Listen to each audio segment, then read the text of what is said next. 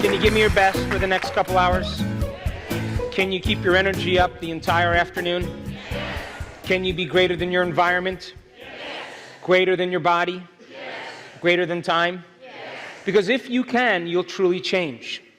So now I want you to make a deal with the person next to you that you're going to keep your energy up the entire afternoon. Make that deal with them. So here's some simple instructions on how to handle change in your life. On your message machine, on your cell phone, you can put, I'm not available right now, but thank you for caring enough to call. I'm making some changes in my life. Please leave a message after the beep. If I don't return your call, you are one of the changes.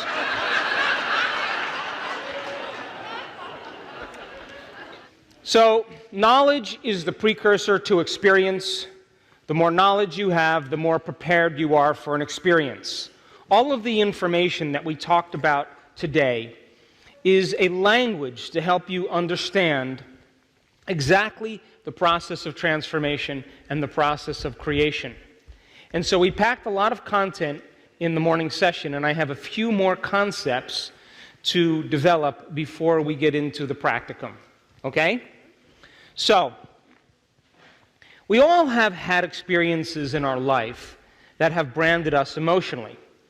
And when we're children, we have events that occur. We can't quite figure out why they occur. And with children, most of our attention when we're children is in our inner world, on how we feel.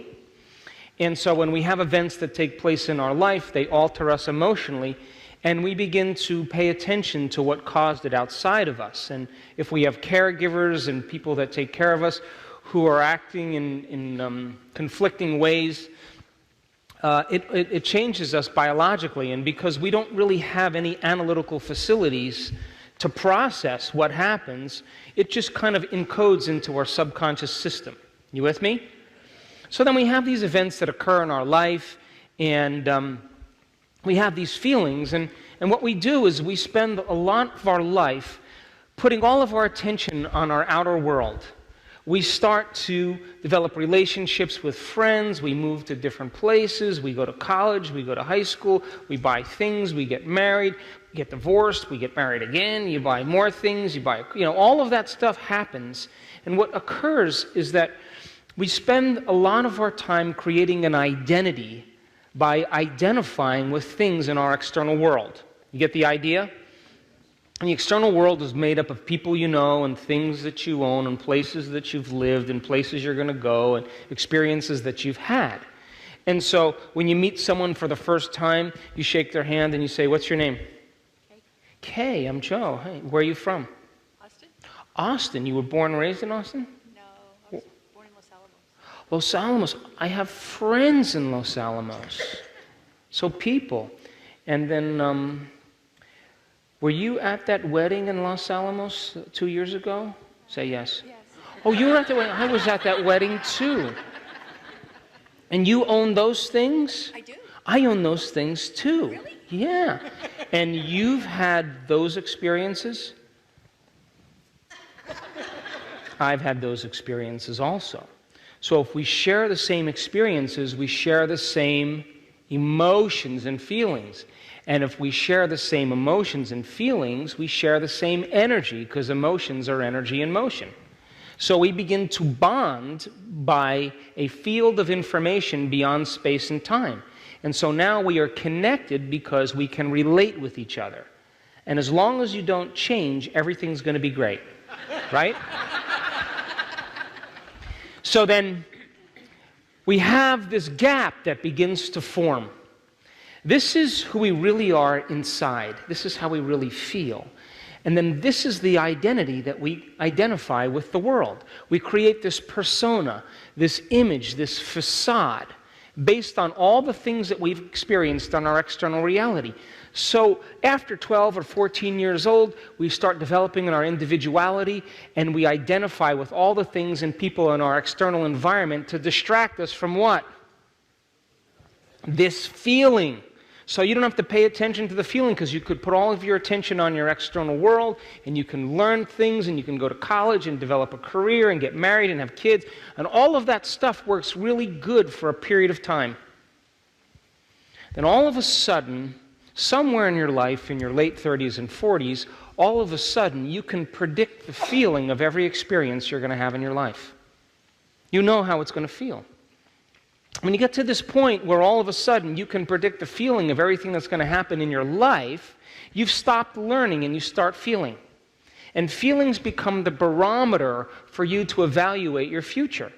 And if familiar feelings are a record of the past, then for the most part, your past is your future. How many people are with me? So this is called the midlife crisis, right? And this is the moment the soul is trying to wake you up. And it's saying to you, pay attention to this feeling.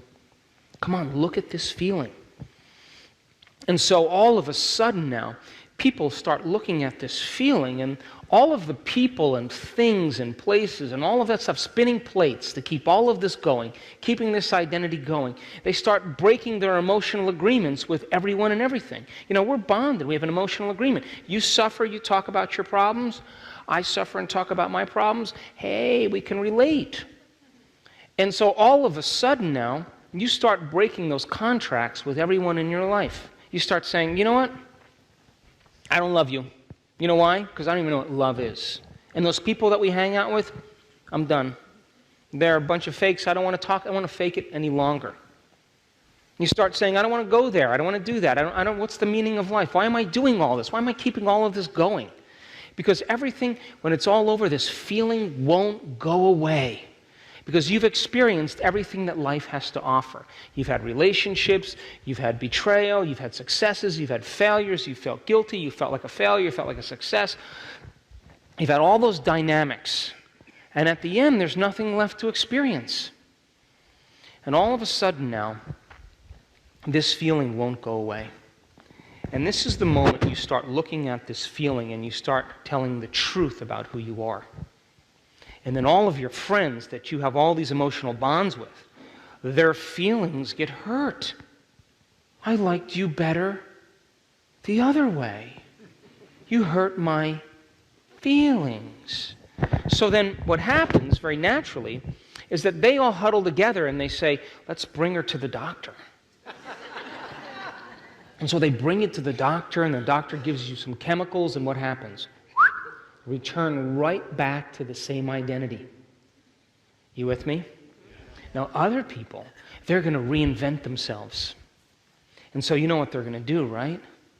They're going to create more possessions to reinvent themselves. They're going to buy the sports car, the boat. They're going to go on vacation to a new place. They're going to join the social club and meet new people that are important. And then they find out that those people, when they get to know them, have more problems than they do.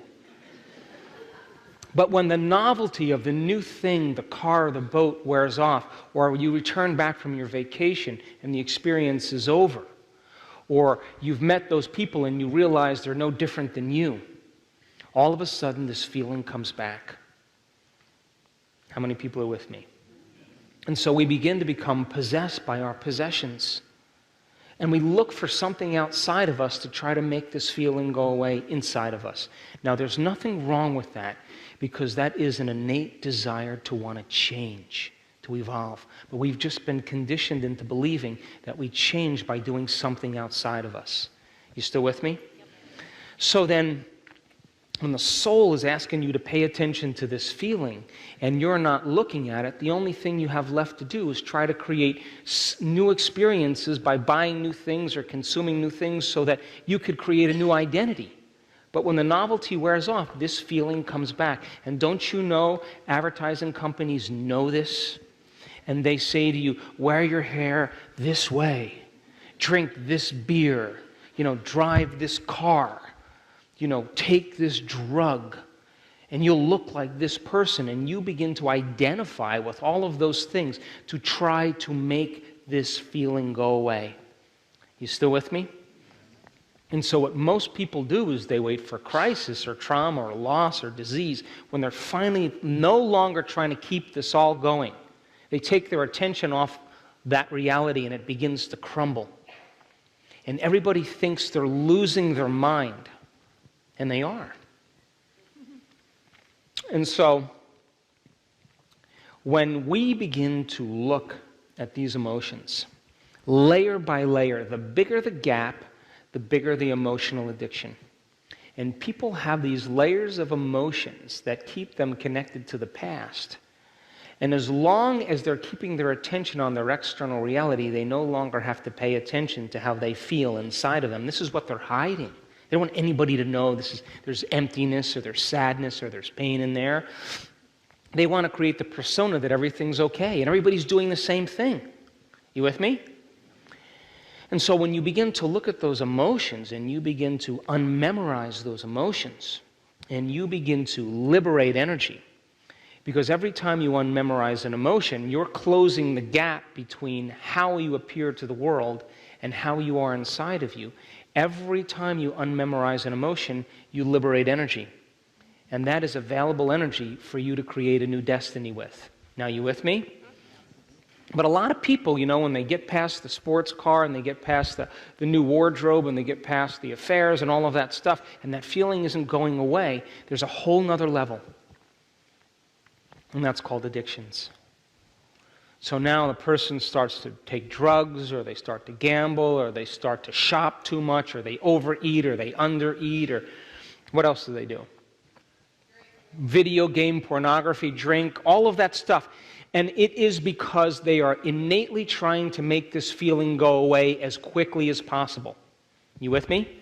And so the moment they take the drug, the moment they drink, the moment they shop too much or whatever, all of a sudden the feeling goes away. And they begin to correlate that change in their feeling with that thing. They begin to attach to that thing outside of them, and now they become dependent on it. You with me? Because in a matter of seconds, the moment they feel differently inside of them, they'll pay attention to what caused it. But if they're shopping a lot, or they're gambling a lot, or they're video gaming a lot, there's a huge release in the pleasure centers of the brain of dopamine and norepinephrine. And that release of those pleasure chemicals begins to desensitize the receptor sites in the brain. So the next time they shop, if they spend $5,000, now they have to spend $7,000 to make the feeling go away, because the receptor sites keep recalibrating to a higher and higher level and beginning to broaden the gap more and more. So it always takes a little bit more the next time. How many people are with me? Sounds like an addiction to me, doesn't it? So then, if you're gambling and you're spending $10,000 and you don't get the rush, you got to spend $15,000, because that's what it takes to stimulate those pleasure centers. And the pleasure centers begin to become hijacked to a higher and higher level. So you keep got to use more to make the feeling go away. How many people are with me? And so then, in the absence of that stimulation, we can't find pleasure from anything. Because now the body is reprogrammed to search for something outside of it to make it feel better. Now that is an innate desire to want to change, but we've just been conditioned into believing that it has to happen outside of us. How many people are with me? Now think about this. All the things you own and all the people you know and all the places you've lived and all the experiences you've had is defining this identity right here, and this is how you really feel inside of you. At the end of your life, when all of this goes away, what are you left with? This feeling right here. And you could be the smartest person, the most successful person, the most beautiful person, the most wealthy person, the most popular person, but if you haven't looked at this emotion, you haven't evolved in one lifetime. How many people are with me? Turn to the person next to you and explain. Every single thing in your external environment, every person you know, everything that you own, every place that you sleep or you work or you eat, everything in your external environment you have an energetic connection to. Why? Because every person, thing, place in your external environment, you keep recreating the same experience, which means it produces the same emotion. And emotion is energy, so you begin to bond to everyone and everything in your life. How many people understand? So then if you're living by the same emotion every single day, your energy is the same every single day. Would you agree? And as long as your energy is the same every single day, you're bound to your present, past reality in a field of information beyond space and time. You with me? Poke the person next to you. Come on. So here's an oxygen atom, and I'll do it better. Here's an oxygen atom, and here's the field of energy around it. Here's another oxygen atom. Here's a field of energy around it. They're sharing information. They're bound in the quantum field beyond space and time. How many people understand that? So people say they're sharing electrons, but what they're really sharing is information and energy. That's what forms a molecule. You got it? So then, let's just take that out and just do this. Or better yet, let's do this. So then, if you're a victim and this person is a victim, then you're sharing information because you're sharing energy. How many people understand? So then here you are in your life now. Here's the gap between how you appear to the world, how you really feel inside. The ideal for the world, the ideal for the self. What you're projecting in the outer world and how you really feel inside, what you're hiding. And so you don't want anybody to know that you feel this way, but everybody's doing the same thing. So, you talk about the things you own and the place you live and your problems and all that stuff because you don't want anybody to know about this. And everybody's doing the same thing. And so, as long as you're living by these emotions, layer by layer, the bigger the gap, the bigger the addiction. You understand? And when you begin to look at these emotions, and you begin to unmemorize them, and you begin to look at how you think when you feel that way, how you act and what choices you make driven by that emotion, now you're beginning to unmemorize those emotions. And as you begin to unmemorize those emotions, layer by layer, you close the gap between how you appear to the world and how you really feel inside. And ultimately, every time you unmemorize an emotion, you liberate energy. And now you go from particle to wave, and you have available energy to design a new destiny. You go from matter to energy. How many people understand? And when how you appear is who you are, it takes no energy to be you. How many people are with me also? Yes. And as you begin to unmemorize those emotions, you're removing the veils and the masks that block the flow of the divine in you. And it can begin to leak out and sneak out and move through you, move in you and move all around you. And its nature becomes your nature. Its mind becomes your mind. Its will becomes your will. So then, here's how you appear to the world, and here's how you really feel inside. And until we start looking at these emotions, looking within and unmemorizing them, we'll keep using everything in our external environment to re-identify, to create a new identity. You'll buy the thing, you'll meet the new people, you'll go to the new places, but when the novelty wears off, this feeling keeps coming back. You with me?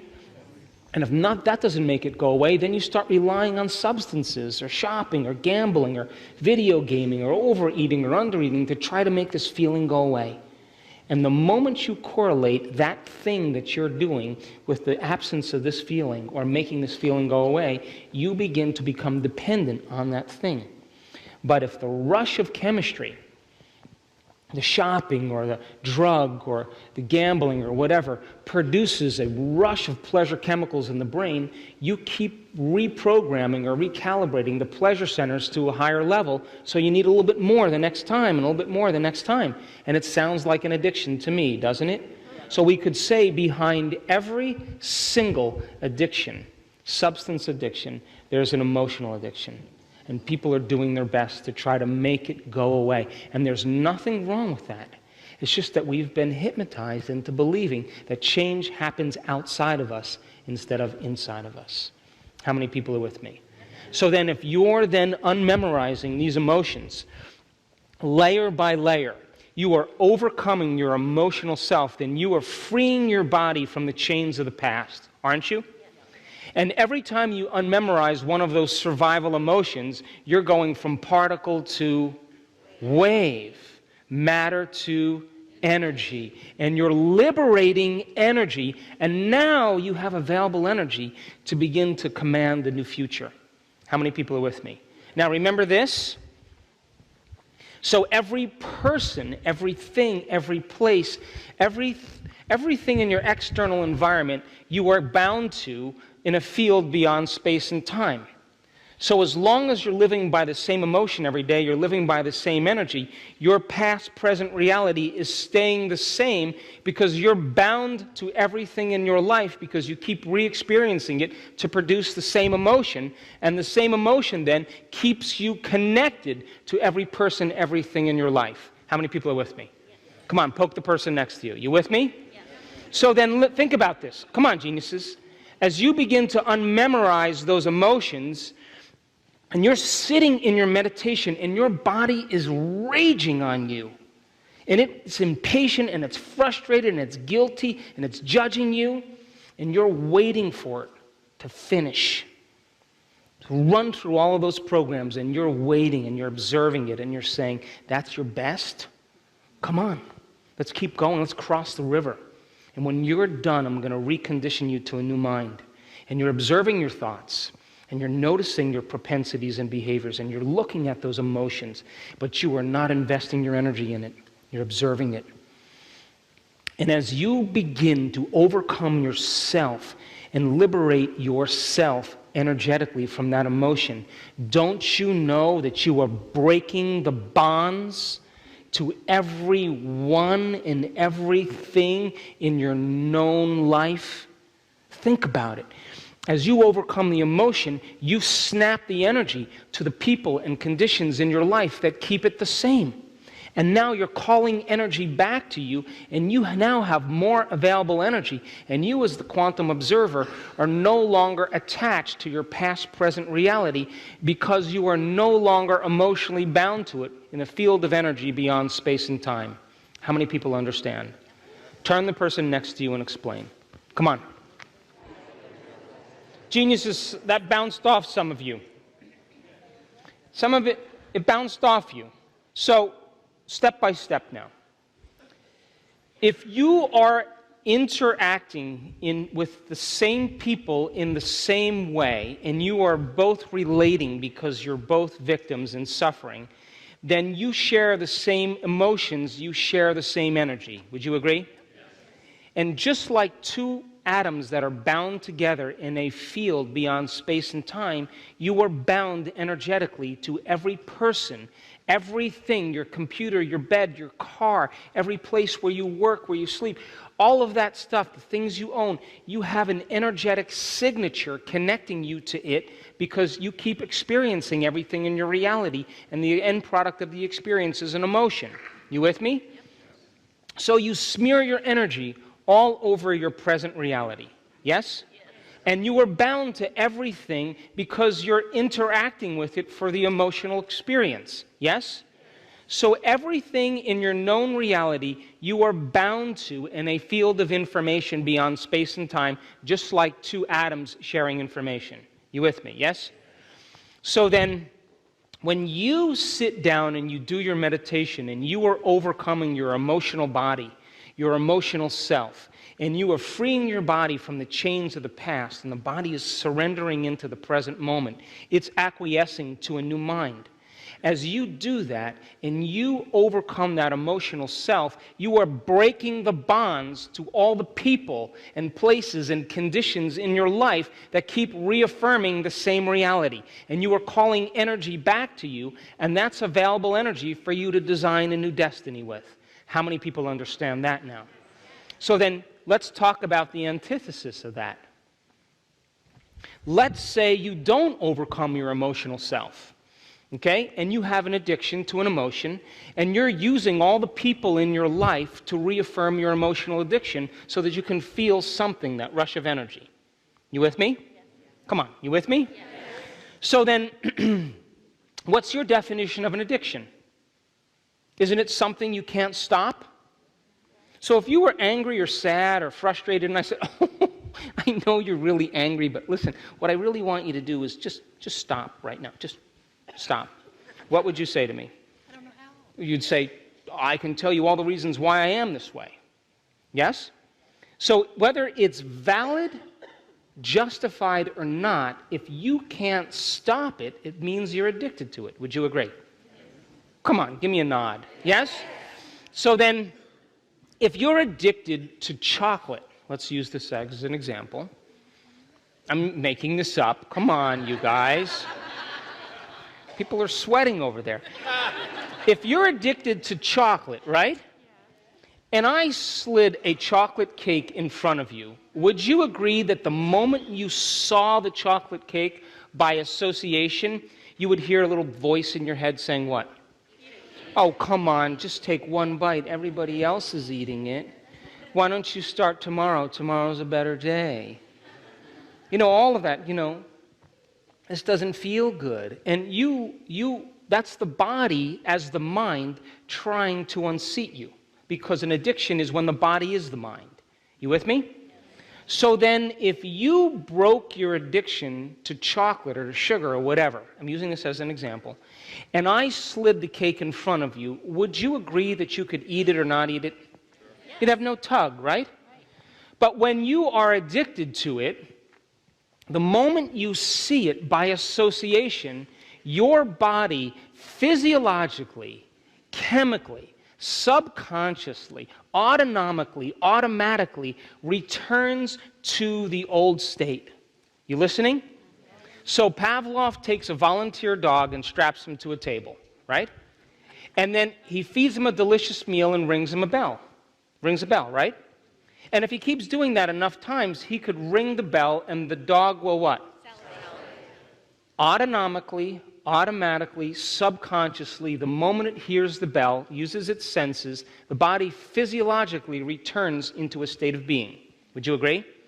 So then if you're addicted to an emotion and you haven't overcome your emotional self, don't you know that the moment you return back into your life and you see the person that you used to reaffirm your addiction, the moment you see them or hear them, your body is going to automatically, physiologically, chemically return back to the old self without the conscious mind being involved. And that's why it's so hard to change. How many people understand? Break your addiction to that emotion and unmemorize it, then you are no longer bound to your same present reality. When you break those bonds to everyone and everything in your life, you are opening up those particles to move back into waves of possibility, and your life will begin to seem disorderly. Because now it's time to command matter and observe a new future and cause them to collapse into new patterns of information. How many people understand that?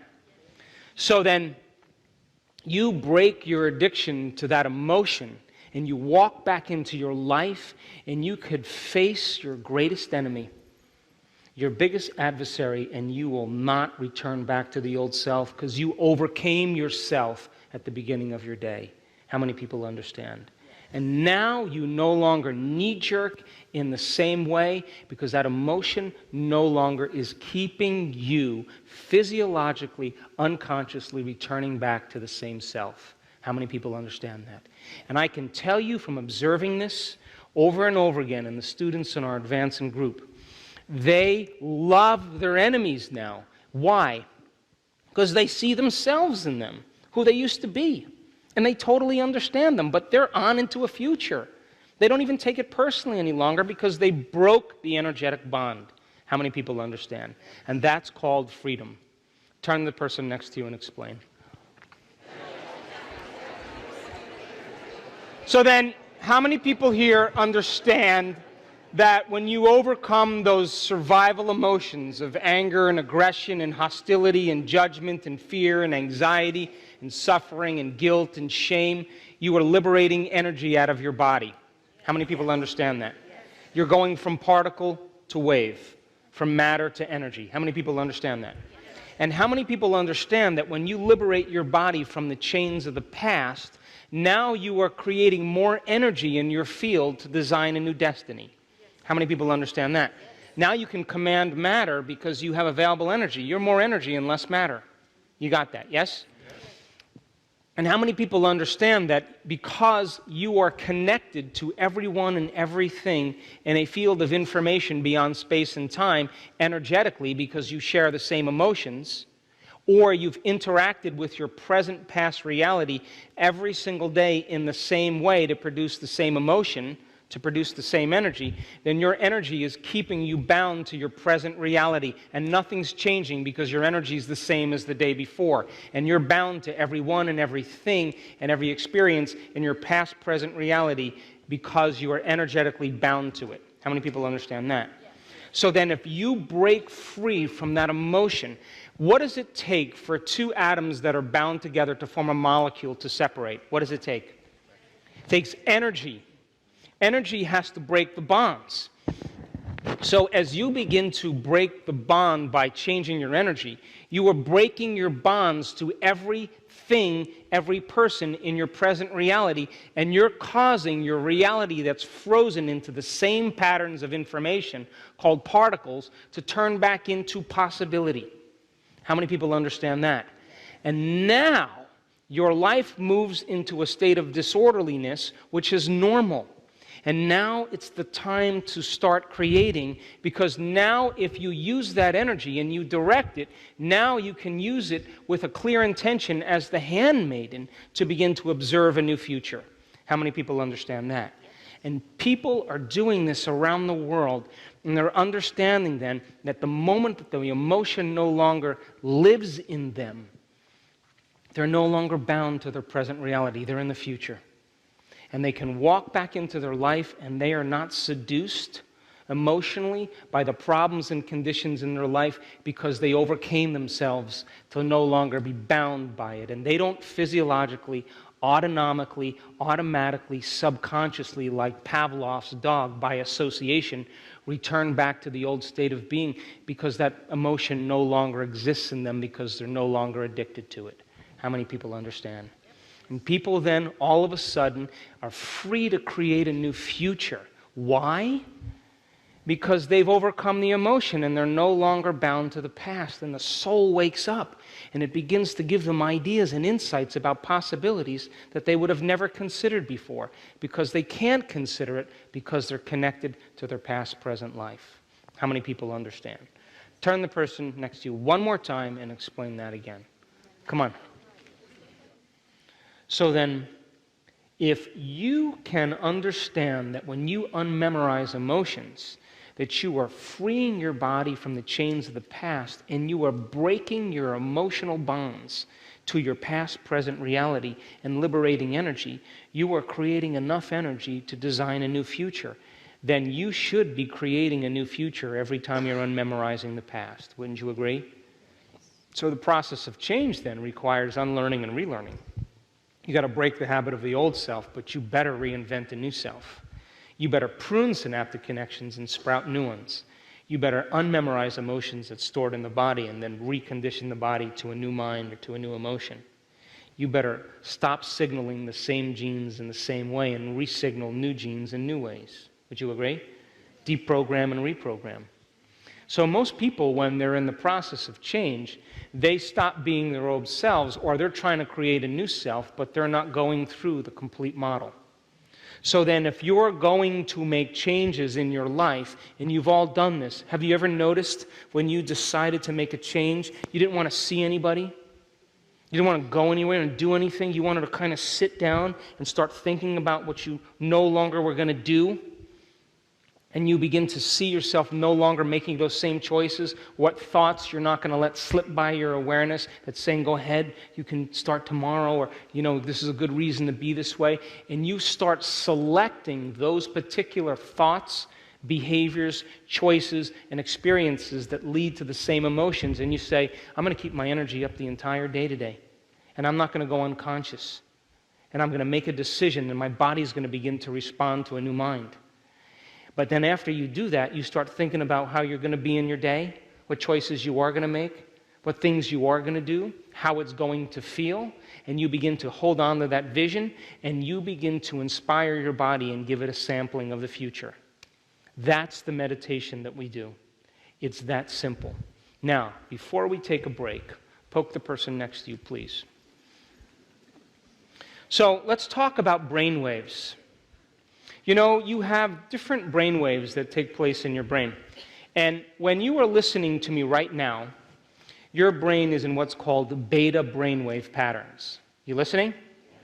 And your function of your brain is to create meaning between your outer world and your inner world. That's one of the main functions, to create coherence between what's going on out there and what's going on in here. And when you are paying attention to your outer world, when you are aware of your body, and when you are living in linear time, your thinking neocortex has to integrate all of this information that the senses are picking up. You with me? So it's feeling your butt on the chair, it's feeling your bladder's a little bit full, you're feeling a little pain in your back, you know, you're a little hungry, you're a little whatever's going on with you. Your brain is trying to create meaning between all of this sensory information, and because there's a lot of information coming in, your brain waves tend to be a little bit fast. And because they're fast, you experience a level of awareness, and you believe that the outer world is more real than the inner world, and that's what beta is. You with me? So you have 3 levels of beta. You have low-level beta. Most of you are listening to me right now in low-level beta. You're relaxed and you're paying attention. But if I said to you, oh, I forgot to tell you guys, we're having a 175 question test at 6 o'clock tonight. And you can't eat dinner, you can't leave unless you pass the test. Your brain would perk up a little bit and you'd start paying attention a little bit more, and you would move into what's called mid-range beta. You got it? You'd like taking the light bulb and making it a little bit brighter. You'd a little more energy to your brain, and you pay more attention to your outer world. Yes? Yes. Now, when you are freaked out and emotional and angry and hostile and frustrated and fearful, you go into a very high level of beta. And that high beta is when the brain gets very disorganized because you're living in emergency mode all the time, and it's like driving your sports car in first gear on the freeway. You get the idea?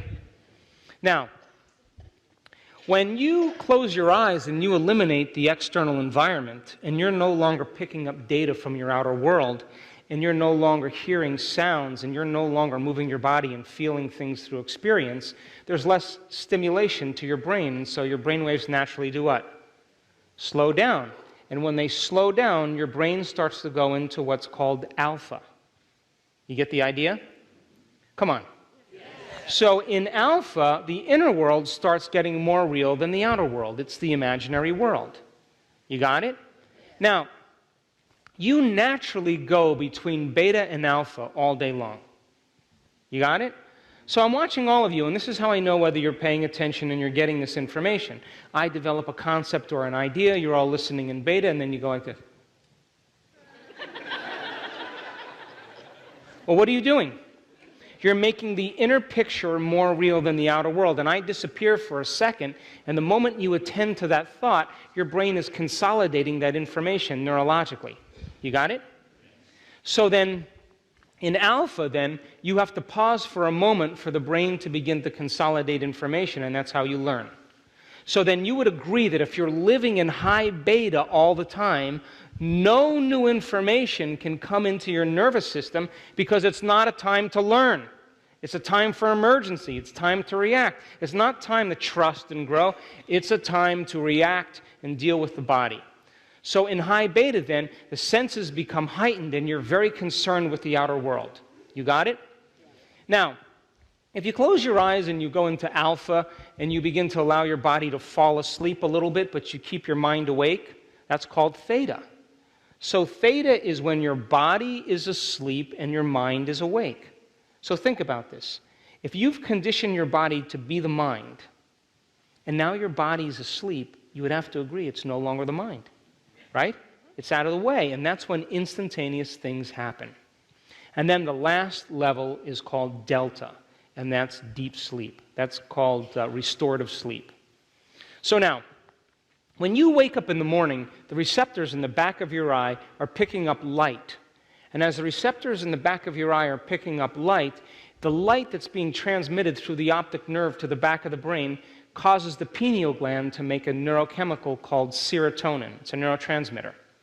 And serotonin is what wakes the brain up and gets you going and begins to produce beta brainwave patterns. You got it? Now, when it starts to get dark and there's less light that's being picked up by your optic nerve, because there's less light coming in, all of a sudden the pineal gland gets the signal and takes serotonin and turns it into melatonin. You got it? So Sarah gets you up in the morning, and Mel puts you to bed at night. You got it? So when you wake up in the morning, your brain naturally goes from beta to theta to alpha to beta. You got it? And when you go to bed at night, you naturally go from beta to alpha to theta to delta. So we could say then, there are 2 times in your day that the door to the subconscious mind opens up. When you wake up in the morning and when you go to bed at night. How many people understand that? Turn the person next to you and explain beta, alpha, theta, delta. Come on. So, there was research done in the 1960s by a Princeton researcher, and he was very interested to see if people could change their brainwave patterns. And so he hooked himself up to these sophisticated machines, biofeedback machines, and he had a screen there, a television screen, and he spent 12 days in a row trying to change his brainwaves from beta to alpha. And so he chanted, he did alternate nostril breathing, he did Jacobson progressive relaxation techniques, he did all of these different things to change his brainwaves, and guess what happened? Nothing. On the 13th day, his brain was still hooked up to the machine, and finally he said, forget it. You can't change your brainwaves. And the moment he surrendered, guess what happened? He went right into alpha. And all of a sudden, that began the research. Now, when you're living by the hormones of stress, the chemicals of stress do something very unusual to the brain. When you sustain a high level of emergency for an extended period of time, the chemicals cause the brain to begin to compartmentalize. In other words, when you're under stress, you become selfish. It's all about the self. Your brain all of a sudden gets very selfish. Different communities of neurons are no longer communicating with other communities. Neighborhoods are no longer joining and sharing information. The brain becomes very divided. It becomes compartmentalized. And in high beta then, for an extended period of time, if you were to look at the brainwave patterns on an electroencephalogram create very incoherent messages. Now, incoherence is like a group of drummers with no rhythm all playing at the same time. That's disorder. You understand that, yes? And that disintegrated message, because the brain is now firing asynchronously, sends a very disintegrated signal down the central nervous system, which sends a very, very disintegrated signal to your immune system, to your cardiovascular system, to your digestive system, and all of a sudden, your nervous system begins to cause other systems to move out of balance because your central nervous system controls and coordinates all other systems. How many people are with me? So the immune system says, I don't know how to make white blood cells because I can't get the signal. It's static. It's like a radio dial that's got static on it. Your digestive system can't get the timing down between the acids in the stomach and the acids in the small intestine, and all of a sudden, it moves out of balance. And the cardiovascular system is thinking that there's a predator around the corner all the time, so it's always in that emergency state. And it starts moving out of balance. How many people are with me? So living in high emergency for an extended period of time causes a very, very incoherent message in the brain. And incoherence looks like this. See, everything's out of order. Now, that incoherent signal you can actually see on a functional brain scan, on an electroencephalograph, and people, of course, that are living in an incoherent state begin to become incoherent. When your brain functions incoherently, you function incoherently. When your brain functions out of balance, you function out of balance. And because the hormones of stress cause us to become very narrow-focused, very object focused. We're focusing on the particle instead of on the wave, and we're defining realities by our senses, then for the most part, then the more you begin to focus on your problems, the more you drive your brain further into that high beta state and more incoherent. You with me? And then if you start analyzing your problems within the survival emotions, you drive your brain further where? Into beta, and more away from the operating system where true change takes place. So when they started doing the research, what they found is that when you begin to open your focus, and you begin to become aware of the space around you in space, and you can sense the space that your body is in space, as you begin to sense that space and you open your focus, guess what happens? All of a sudden, you very naturally move into alpha because you're not thinking, you're analyzing, you're sensing. And brain waves begin to slow down.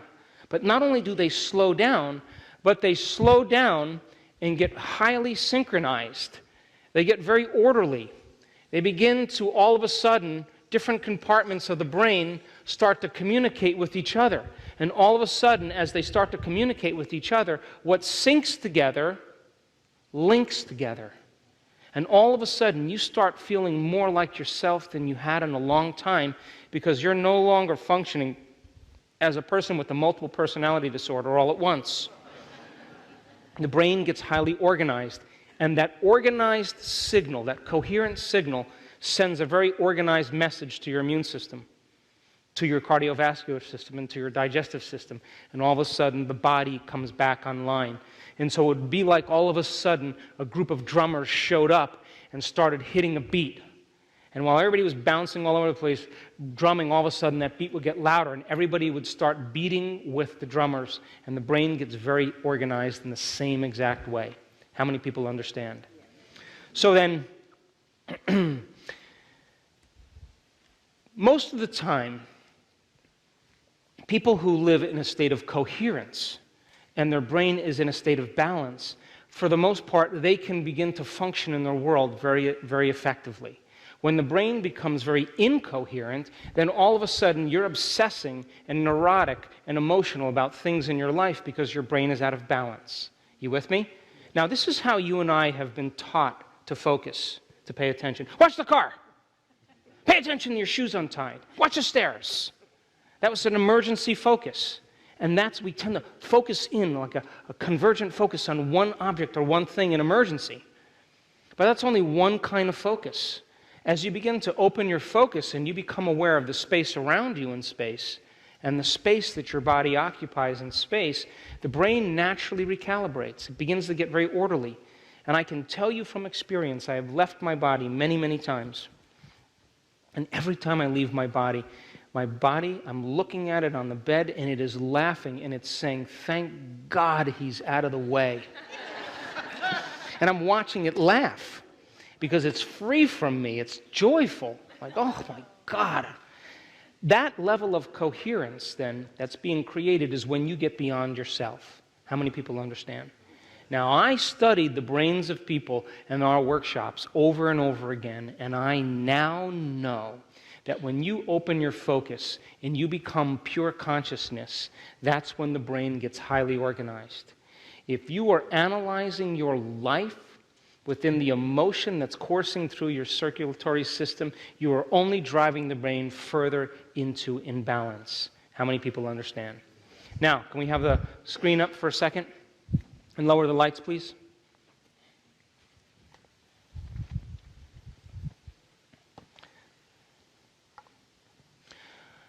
So,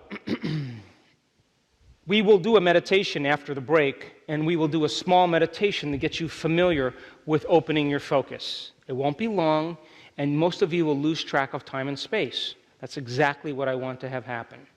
Now, so take a look at this chart here. For the first 2 years of life, a baby's brain is functioning in delta, which is about 0.5 to 4 cycles per second. Between the ages of 2 and 6, the brainwave patterns pick up into theta, between 4 and 8 cycles per second. Now, we could say then, if beta is your conscious awareness in your external world, then for the first 6 years of a baby's life, they are completely in their subconscious mind. And all of the information that's coming in is coming in unencoded because they have no analytical facilities to be able to process it. So whatever the child hears or experiences takes as reality. Big boys don't cry. Little girls should be seen and not heard. You're not very good at math. You get hit and then you're told that you're loved. You just need to be raised by an Italian to understand that one. So the first 6 years of your life, all of the attention is on the inner world because that's where the child's brainwave patterns are. You understand? Now, between the ages of 6 and 12, a child's brainwave patterns begin to pick up.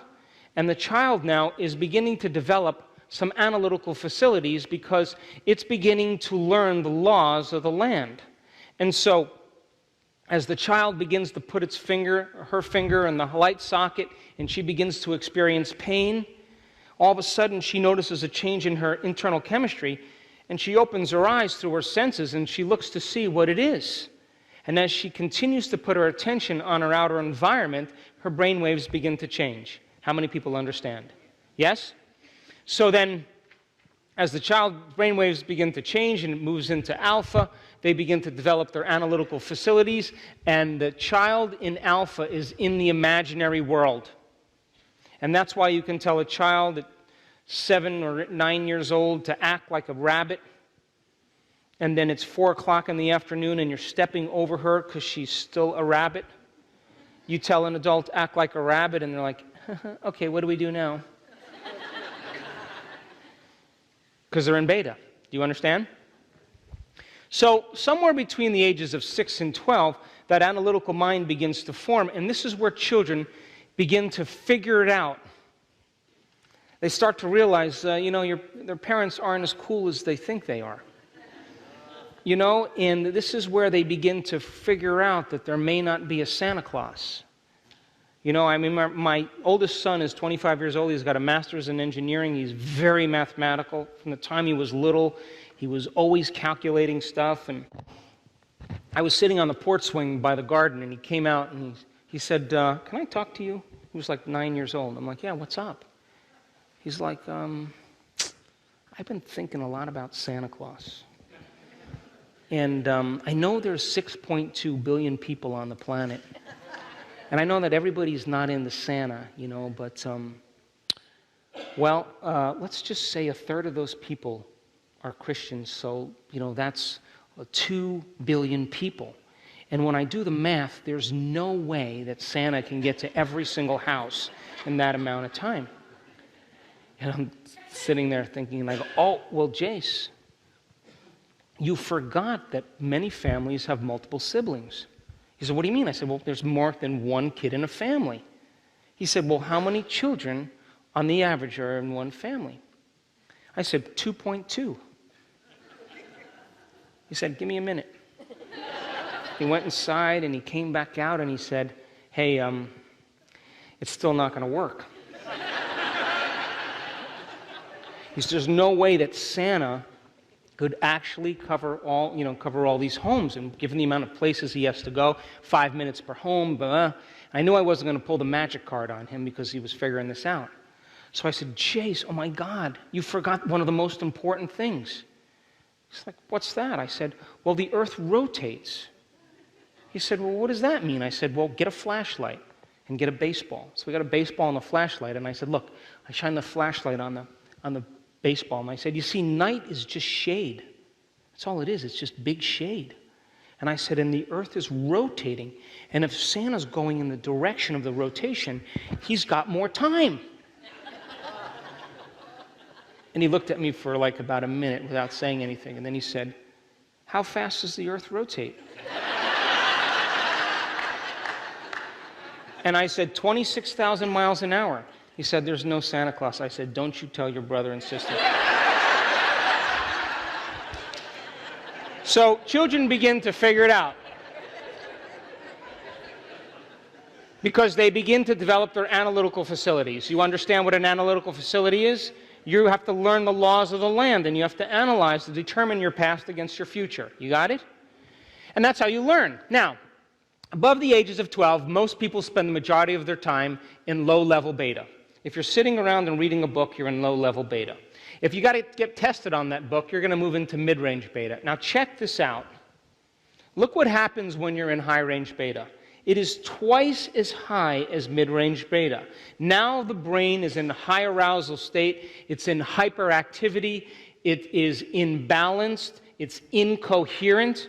And no information can come into the nervous system that isn't equal to that emotion. In other words, it's not a time to pause and consolidate information. It's time to run. You get the idea? So then, people who live in this high beta state, they take drugs and they drink alcohol to do what? To sedate their body, to bring themselves down into a lower level of beta. So the whole purpose then is to go into these lower levels in alpha and theta. That's when you enter into the operating system of the subconscious. That's when you begin to reprogram.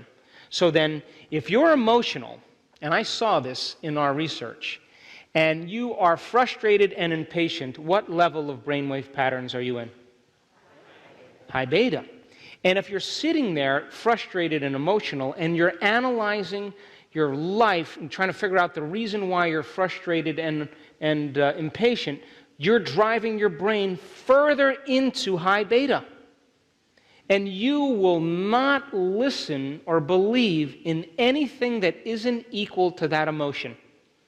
In other words, you'll auto-suggest to yourself thoughts equal to that emotion, which means you won't be open to thoughts that aren't equal to that emotion. How many people understand? Yes? So then, let's say that the circle represents your mind. And when you're born, you're totally subconscious mind. And you learn by these positive and negative identifications and associations that give rise to habits and behaviors. Now, a good example of a positive identification is when you're hungry as a child and you cry out and you get fed. You with me? You learn to associate crying out with being fed. So every time you're hungry, you cry out and you get fed. A good example of a negative association is you put your finger on the hot stove and you learn to associate the pain that you're experiencing in your inner environment with that white thing in the corner, and you learn to stay away from it. So these positive and negative identifications give rise to what we call habits and behaviors. You with me? And because the first 6 years of life, the brain is in theta and delta, for the most part, we're born in our subconscious mind. You got that, yes? Now, somewhere between the ages of 6 and 9, we begin to develop the analytical mind.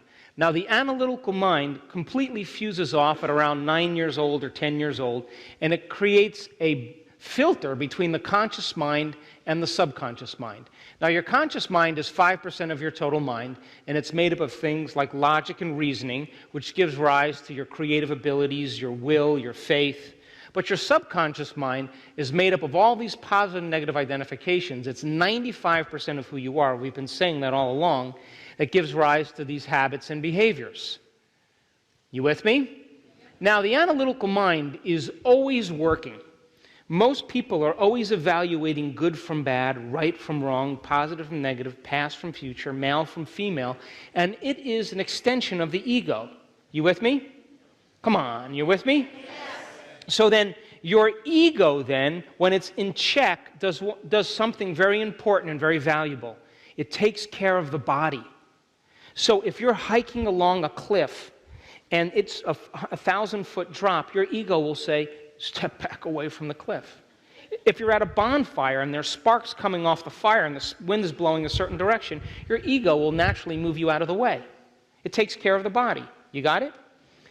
If you're walking down the street and the cars are coming towards you and it's wet and slippery, you'll cross the street. That's your ego telling you to take care of your body. So when your ego is in check, what it does very well is it protects the body for the greater good.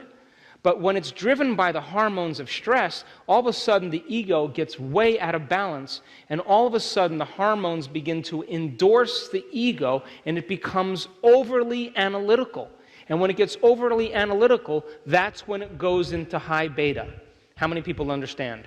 And now we're analyzing our life, and the more we analyze our life, the more we move the brain out of balance and more away from the operating system. You get the idea? So what's the whole purpose of meditation? The whole purpose of meditation is to get beyond the analytical mind and begin to change these negative programs into more positive ones. So then as you begin to move beyond your analytical mind, if you're analyzing pretty much in your meditation, you're doing what you're normally doing with your eyes open. Only you're doing them with your eyes closed. You understand? And if you're frustrated and impatient, and it's driving you into that state, more than likely you're in high beta, and you haven't entered into the operating system where alpha and theta and true change takes place. You with me? So then we move from beta to what? And alpha to, and from theta to. And so we could say then that beta and alpha represent the conscious mind, and alpha, theta, and delta represent the subconscious mind. Turn the person next to you and explain, and then we'll take a break. So then, would you agree then? Would you agree that if you are staying in emergency mode and your brain is in a state of incoherence, the more you analyze your life, the more you're creating incoherent patterns? I saw this when I watched people try to change in our workshops. And when they opened their focus and they got beyond their body, they got beyond their face, their hairstyle, their wardrobe, their gender, when they got beyond the things they owned in their life, their profession, when they got beyond the color of their skin, when they got beyond the place they live and got beyond the place they were sitting and got beyond time, is the moment they became pure consciousness, and the brain all of a sudden got very organized. It got very coherent, and all of a sudden I started to see this. And different compartments of the brain started to talk to each other. They started to unify. They started to work together, and the person started to feel more whole. So then, if you're functioning in a high level of beta then, don't you agree then you're believing the outer world is more real than the inner world? And if those hormones are addictive, do you think you're going to want to close your eyes? You think it's a time to close your eyes and create? Your body's believing there's a predator around the corner. And people won't want to close their eyes and go within because they're believing that out there is more real because the emotions are driving that. How many people understand? And this is why it's so difficult for people to believe in the inner world. Because if you watch the news and you watch the competitive sports and you watch all of that stuff, that soap operas or whatever people do, all of that is to convince you that that is all real. And if you're living in fear, you don't want to close your eyes and go within because you would be empowered then, wouldn't you? And you would be creating then, wouldn't you? So then if you're living in high beta then, it's an emergency place, and most people will not want to change their brainwave patterns because they believe the intelligence of the body is believing that it's not a time to trust. It's not a time to go within. It's not a time to create. If you close your eyes, something could happen to you because in antiquity, you wanted to be aware of your environment. How many people understand? So then, in the process of meditation then, when your body is been conditioned emotionally and you have problems in your environment, that is the time to go within. How many people understand that? That is the time to step into the river. And when everything's going on in your life, as you temper those emotions and you connect to the divine and you have an internal experience that is more real than the external experience, guess what's going to happen? It's going to turn into a mood. It's going to turn into a temperament. It's ultimately going to be part of a new personality. How many people understand?